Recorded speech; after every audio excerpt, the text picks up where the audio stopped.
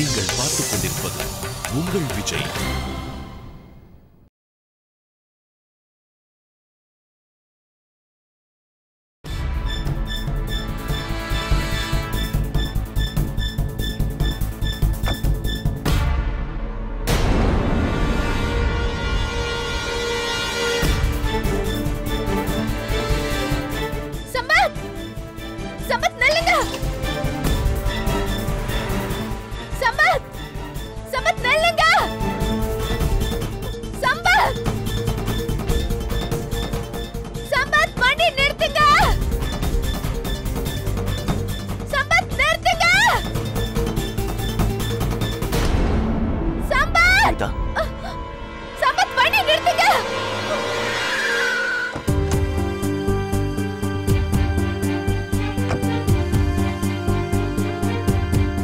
என்ன விஷயம் ஜீவிதா? எதுக்காக என் வண்டி பின்னாடி இப்படி ஓடி வரீங்க? சம்பத், நான் உங்களுக்கு இவ்வளவு நேரமா போன் ட்ரை பண்ணிட்டு இருக்கேன். நீங்க ஏன் போன் எடுக்கல? சோ சாரி ஜீவிதா, என் போன் சைலண்ட்ல இருக்கு. என்ன விஷயம்? அதொன்னும் இல்ல. இன்னும் கொஞ்ச நேரத்துல கேஸ் ஸ்டார்ட் ஆக போகுது. நீங்க வாங்க என் கூட. நீங்க எங்க போயிட்டு இருக்கீங்க? ஜீவிதா, நான் உங்க தங்கச்சிக்கிட்ட ஏற்கனவே சொல்லிட்டேன். நான் இந்த கேஸ் அட்டெண்ட் பண்ண போறது இல்ல. ஒரு நிரபராதிக்கு தண்டனை கிடைக்கிறத என்னால எப்படி பார்த்துட்டு இருக்க முடியும்? சம்பத், நீங்க முதல்ல இந்த விஷயத்தை எல்லாத்தையும் தூக்கி போடுங்க. முதல்ல நீங்க கூட வாங்க சம்பத். ஜீவிதா ப்ளீஸ், நீங்க போங்க. என்னால வர முடியாது. நீங்க எப்படி வர மாட்டேன்னு சொல்லுவீங்க? நீங்க கண்டிப்பா இந்த கேஸ்ல இருந்தாகணும். அதுவும் இல்லாம இதுல ஒரு ரகசியம் இருக்கு. அது கண்டிப்பா நீங்க தான் தீர்த்து வைக்கணும். நீங்க வாங்க சம்பத். என்ன ரகசியம்? அதெல்லாம் நான் உங்களுக்கு அப்புறமா சொல்றேன். முதல்ல நீங்க கோர்ட்டுக்கு வாங்க. வாங்க சம்பத், டைம் ஆச்சு. சீக்கிரம் வாங்க. கார் எடுங்க.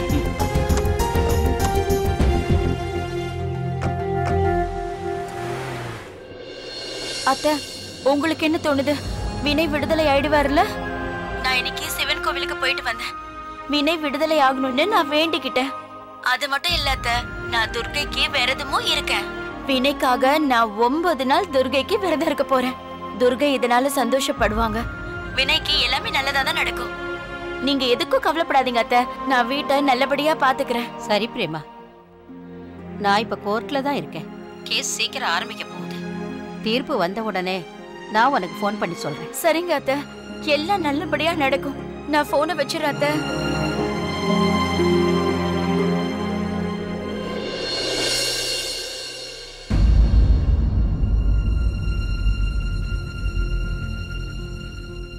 குற்றவாளி கூண்டுல வினய் வதேராவை ஆஜர்படுத்துங்க.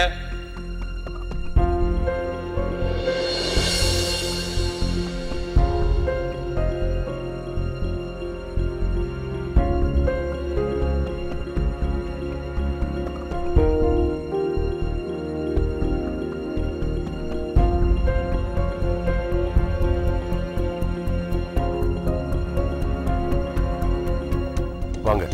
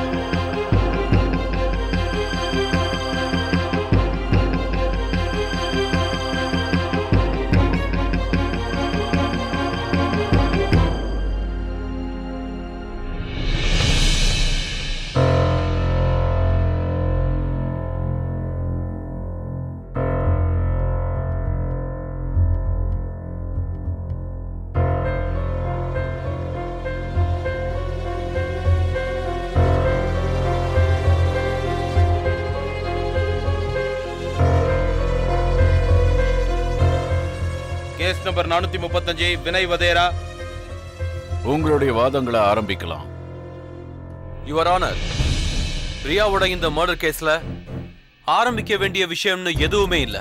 ஏன்னா அது எங்க ஆரம்பிச்சதோ அதோட முடிவும் அங்கதான் இருக்கு. குற்றவாளி வினய் வதேரா போலீஸ் கிட்ட வாக்குமூலத்திலே சொல்லிருக்காரு. எந்த கேள்வியும் இல்லாம அவரே அக்செப்ட் பண்ணிருக்காரு. ரியாவை அவர் தான் மலையில இருந்து தள்ளி விட்டாருனோ, அதனாலதான் அவங்க இறந்து போனாங்கன்னு ஒத்துக்கிட்டாரு.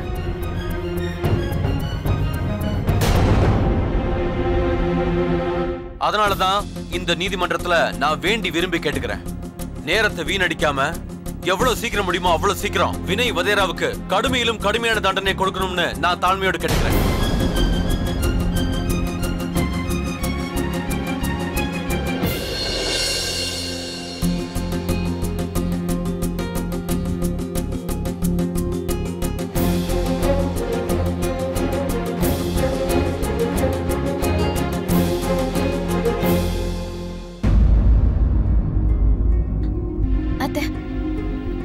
அந்த நியூஸ் பேப்பர் எங்க? அம்மா அது சுந்தர் கிட்ட தான் இருக்கும்.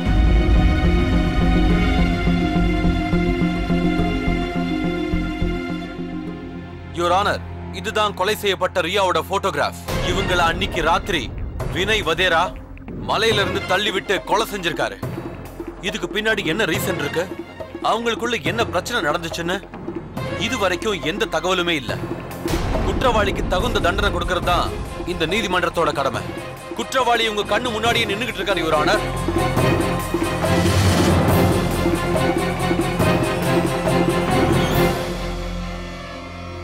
மேலும் இந்த வழக்கில் குற்றவாளி தன்னுடைய குற்றத்தை அவரே ஒத்துக்கிட்டாரு.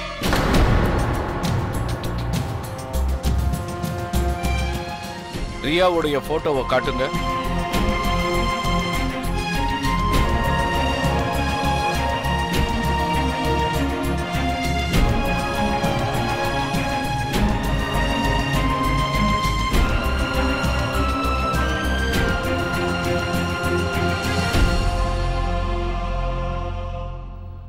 மிஸ்டர் சுந்தர், ப்ராசிக்யூஷனுடைய வாதத்தை ஏத்துக்கிறீங்களா இல்ல உங்க கிளையண்ட்டுக்காக நீங்க வாதாட போறீங்களா? Yes your honour. Mister Sharma excuse me your honour, உங்ககிட்ட ஒன்று சொல்ல ஆசைப்படுறேன்.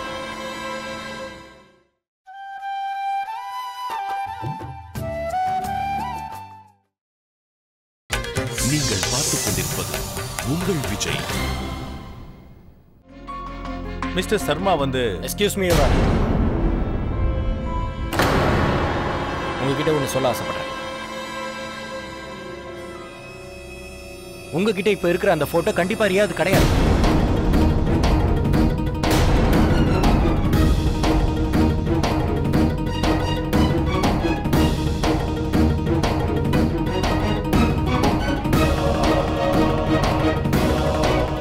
என்ன?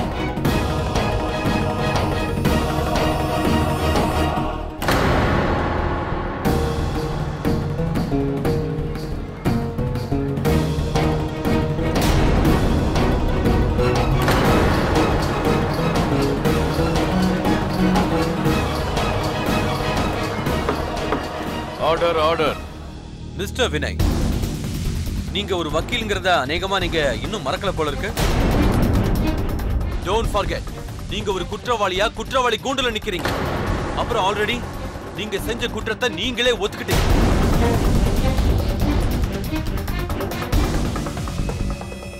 இங்க பாருங்க மிஸ்டர் சர்மா, நான் ஒன்னும் என்னோட குற்றத்தை மறுக்கல.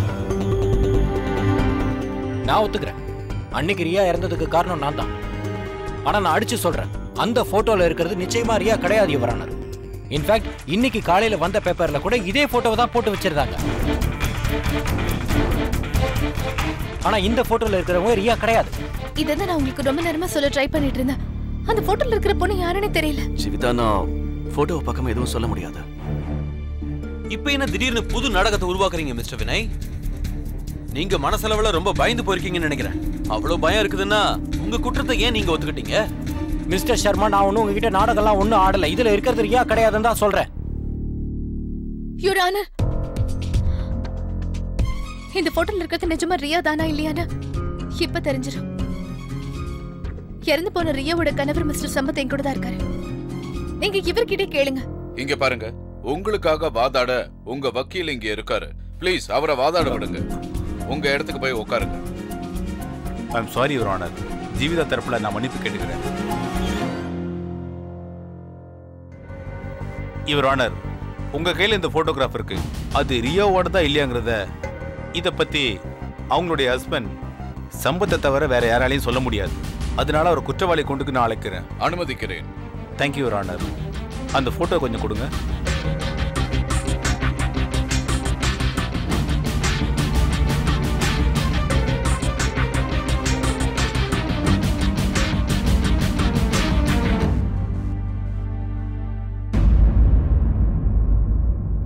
கீதை மேல சத்தியம் பண்ணி சொல்லுங்க, நீங்க சொல்றதெல்லாம் உண்மையை தவிர வேற எதுவும் இல்லை.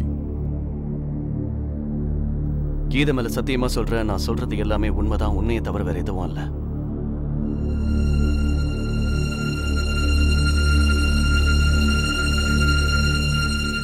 மிஸ்டர் சம்பத், இந்த போட்டோவை நல்லா பாருங்க, நல்லா பார்த்து சொல்லுங்க, இவங்க தான் உங்க மனைவி ரியாவா?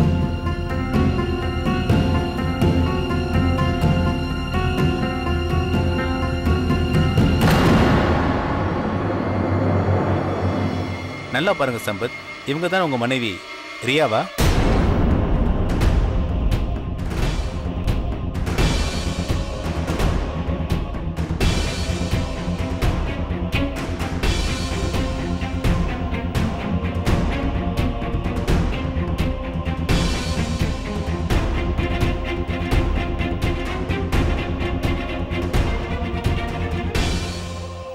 இது என் மனைவி ரியா.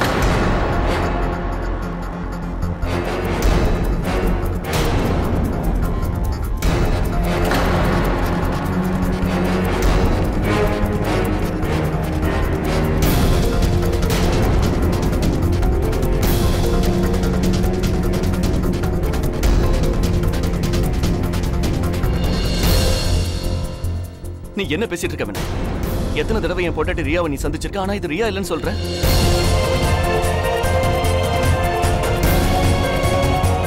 யுவர் ஆனர், இது கண்டிப்பா ரியா தான்.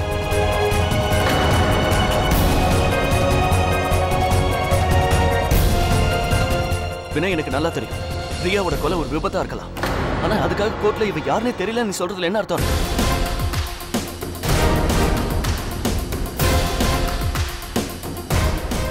அடே சம்பத், என்னடா பேசிட்டு இருக்க? அந்த போட்டோ கொஞ்சம் உத்து பாரு, அதுல இருக்கிறது ரியா கிடையாது.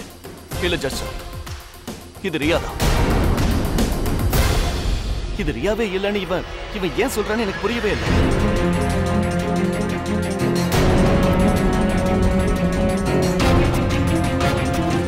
அவ என்னை விட்டுட்டு போயிட்டா.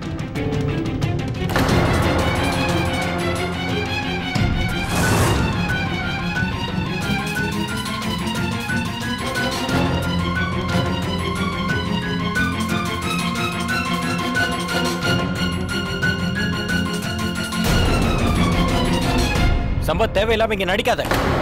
உனக்கே நல்லா தெரியும் அதுல இருக்கிறது ரியா கிடையாது. எதுக்குடா இப்ப தேவையில்லாம போய் சொல்ற? வினய், நீ என்ன பேசிக்கிட்டு இருக்க? உனக்கு சமீபத்தில் நடந்த நிகழ்ச்சியால உன்னோட ஞாபக சக்தி போயிடுச்சுன்னு நினைக்கிறேன். ஜட்ஜ் சார், நான் உங்ககிட்ட வேண்டி கேட்டுக்கிறேன். வினய்க்கு ஏற்பட்ட அதிர்ச்சியால அவன் பழைய விஷயங்களை எல்லாம் மறந்துட்டான்னு நினைக்கிறேன்.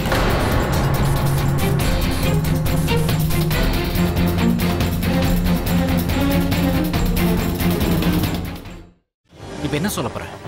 நான் பைத்தியம் ஆயிட்டேனா? நான் பைத்தியம் ஆயிட்டேனா? ரியா யாருன்னு எனக்கு தெரியாது. எதுக்காக எல்லாரும் முன்னாடி இப்படி போய் சொல்லிட்டு இருக்க? இத பாருங்க வினய் வதேரா, நீங்க அடிக்கடி மிஸ்டர் சம்பத் மேல நிறைய பொய் பழிகளையே போட்டுக்கிட்டு இருக்கீங்க. ஆனா அவரு உங்களை காப்பாத்துறதுக்காக நிறைய முயற்சி பண்ணிட்டு இருக்காரு. ஆனா நீங்க, உனக்கு என்ன ஆச்சு வினய்? எனக்கு ஒரு விஷயம் சொல்லு. நான் கோர்ட்ல போய் சொல்றதுக்கு என்ன ரீசன் இருக்கு? இதனால எனக்கு என்ன லாபம் கிடைக்க போகுது? இந்த விஷயத்தை போலீஸ் கிட்ட நான் அப்பவே சொல்லிட்டேன். ரியாவோட கொலைக்கு நீ தான் பொறுப்புன்னு நான் சொல்லல. இன்னைக்கு அதே விஷயத்தை இந்த கோர்ட்ல ஜட்ஜ் சார் முன்னாடி எல்லாரும் முன்னாடி நான் சொல்ல விரும்புறேன். இந்த கொலைக்கு நீ பொறுப்பு கிடையாது. நீ சீக்கிரமா விடுதலையானா முதல்ல சந்தோஷப்படுற ஆள் நான் தான் வினய். ஏய், நீ சந்திச்ச அதே ரியா தான் இவ சாகும் போது நீ கூட அங்கதானே இருந்த, அதையே மறந்துட்டியா? இப்படி ஒரு வாக்குமூலத்தை உன்னால எப்படி கொடுக்க முடியும்? இவ ஏன் ரியா இல்லன்னு?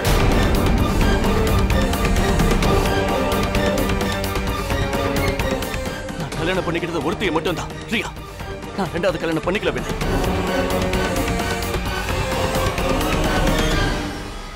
ஆனா என்ன இங்க நிக்க வச்சு நீ விளையாடிக்கிட்டு இருக்க. கோர்ட்ல விளையாடிட்டு இருக்கிறது இப்ப நான் இல்ல, நீ தாண்டா.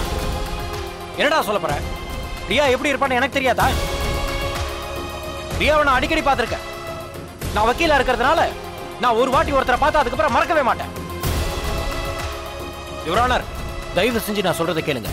உங்களுக்கு எந்த போட்டோவை காட்டியிருக்காங்களோ அந்த போட்டோல இருக்கிறது நிச்சயமா சொல்ற ரியா கிடையாது யுவர் ஆனர்.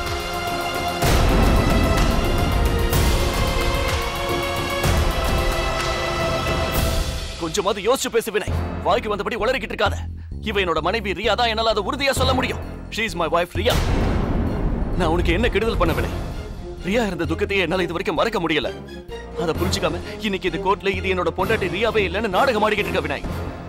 உனக்கு என்ன ஆச்சு? இப்படி பண்ணாத வினாய், அவ ஆத்மாவுக்கு சாந்தி கிடைக்காது.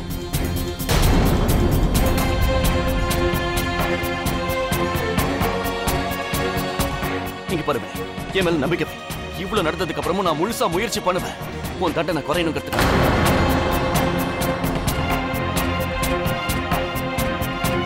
ஜட்ஜ் சார், இனிமே நான் எதுவும் சொல்ல விரும்பல.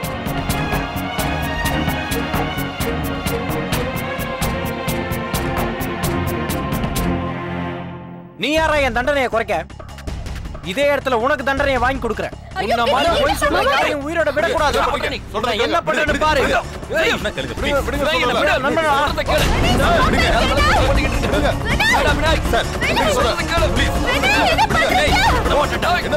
விட மாட்டேன்.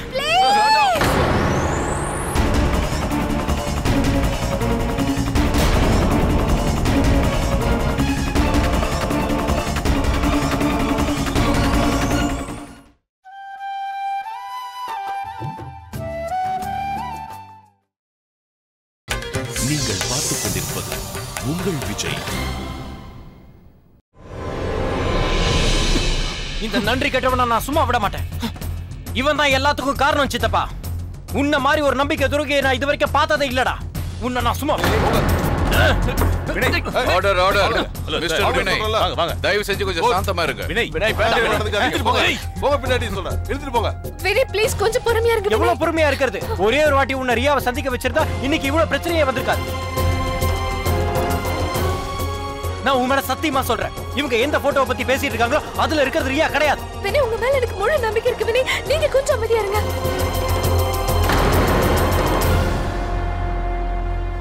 மிஸ்டர் சுந்தர், நீங்க உங்க கிளையண்ட் கிட்ட கோர்ட்ல கொஞ்சம் அமைதியா நடந்துக்க சொல்லுங்க.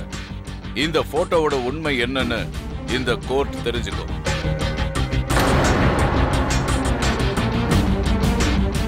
இதே மாதிரி இன்னொரு தடவை இவர் நடந்துக்கிட்டாருன்னா அப்புறம் அதுக்காக இவருக்கு இன்னொரு தண்டனை கிடைக்கும். இந்த கேஸோட இன்னொரு வாய்தா நாளைக்கு காலையில 11 மணிக்கு. The court is adjourned.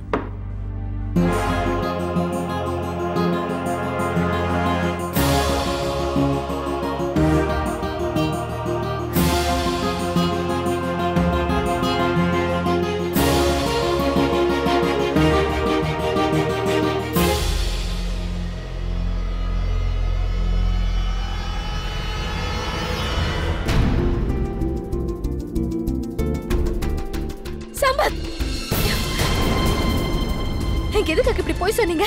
அந்த போட்டோல இருக்கிறது உங்களோட மனைவி ரியான்னு? இத பாருங்க ஜீவிதா, நான் ஒண்ணும் போய் சொல்லல. வினய் தான் கோர்ட்டோட கவனத்தை திசை திருப்பிக்கிட்டு இருக்கோம். எனக்கு புரியவே மாட்டேங்குது, வினய் ரியாவை அடையாளம் கண்டுபிடிக்கிறதுல ஏன் இவ்வளவு தப்பு பண்றான்னு. இதுக்கு 2 காரணம் தான் இருக்க முடியும். ஒண்ணு, வேணும்னு அவன் இதெல்லாம் பண்ணிக்கிட்டு இருக்கணும், இல்லைன்னா அவனுக்கு மூளை குழம்பி இருக்கணும். இங்க பாருங்க, வினயை பத்தி நீங்க தப்பா பேசாதீங்க.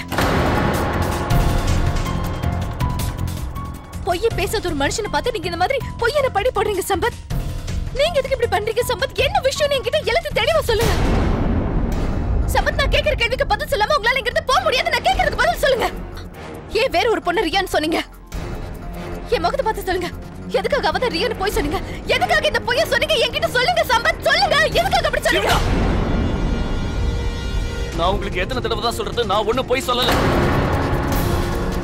கொஞ்சம் இருக்கு, இத பாருங்க, இதுதான் ரியாவோட போட்டோ.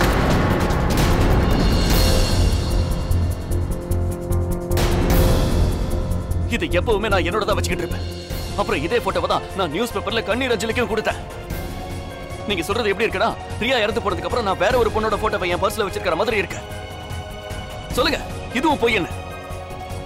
இத பாருங்க ஜீவிதா, வினய் எதுக்காக இந்த மாதிரிலாம் பண்ணிக்கிட்டு இருக்கான்னு எனக்கு சுத்தமா புரியல.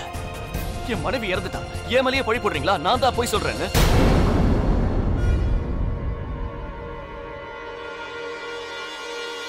இத பாருங்க ஜீவிதா, உங்களோட எல்லா கேள்விகளுக்கும் வினயால மட்டும்தான் பதில் சொல்ல முடியும். எதுக்காக அவன் அப்படி பண்றான்னு. வினய் போய் சொல்ல மாட்டாரே. எனக்கு தெரிஞ்ச வரைக்கும் வினய் அவனோட லாபத்துக்காக இந்த மாதிரிலாம் பண்ணிருக்க மாட்டான். கண்டிப்பா அவன் மூளைக்கு ஏதாவது ஆயிருக்கணும். அதனாலதான் அவன் ரியாவை அடையாளம் கண்டுபிடிக்க மறுக்கிறான்.